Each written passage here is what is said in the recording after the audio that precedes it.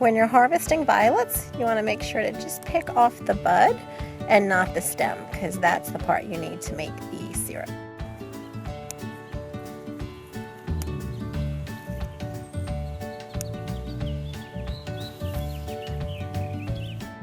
Almost ready to make a batch of violet syrup. I'm going to go ahead and measure my violets to see what my yield was today.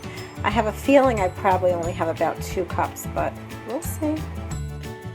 As you might imagine, they are very light. 1 cup, it's a little hard to see here on the scale, but 1 cup only weighs about 13 grams. So I ended up with 3 cups of violets. I could have had 4 times as many, but I really got tired of all the bending down. Now what we're doing is basically making a violet tea. Usually it's 4 cups violets to 1 cup of boiling water, but I am going to scale that back and adjust the liquid. Since we only have 3 cups, I am adding 3/4 of a cup of boiling water. I ended up adding another 1/4 cup of water because even though that's what the recipe was supposed to be, I could tell that it was too dry. So in total, I have 3 cups of violets, 1 cup of boiling water. I'm just kind of shaking it. If we can get in close, you can see they're already wilting. And now I covered it. Give it another shake, make sure all the flowers are coated. And I'm just gonna let this sit now for 24 hours.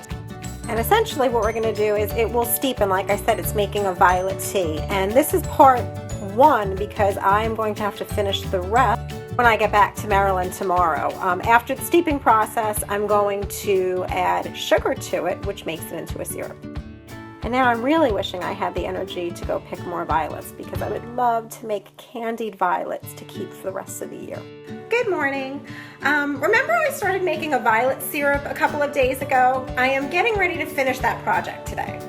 Normally you start off by steeping the violets in boiling water and just let it stay like that for 24 hours. Mine has actually been in the fridge for 2 days now because I was traveling from my house in upstate New York back to Maryland, and then yesterday was a crazy runaround day, so I am just getting to it today.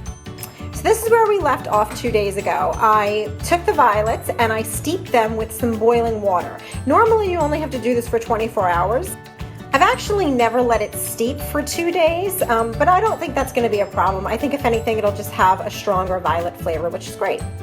So I want to go ahead and strain the violets. I'm going to pour it through here. Oh, look at how beautiful that color is. And you can see the violets have lost all their color because it's now been infused into the water. And I'm just going to press it down to extract as much liquid as possible. I poured it back into the jar just so that you could see what the color looks like, but this does have to go back into the pot because we're going to mix it with some sugar now to make the syrup. Unfortunately, right about now is when my camera must have frozen because when I downloaded my Snapchat story, it cut off the rest of the video. So here's what you do with the violet extract. For each cup of liquid, you want to add 2 cups of sugar. I used white granulated sugar. You could go ahead and use natural cane sugar if you'd like as well too. You want to put that over a medium-low heat, and you don't want it to come to a rolling boil. You want to cook it just long enough until the sugar is completely dissolved. During this process, you'll notice your violet syrup will become a muddled gray color. Don't freak out.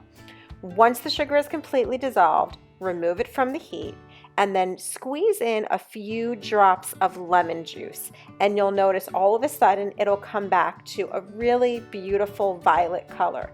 It won't be the same exact color it was when you first made the tea, but it'll still have a beautiful color, as you'll see in the next part of this video. I'm back with one last note about our violet syrup. Well, actually 2. 1, you want to make sure it's cooled completely before you put it in the fridge. And that's simply because if you put a very hot liquid like that in the fridge, the glass might crack.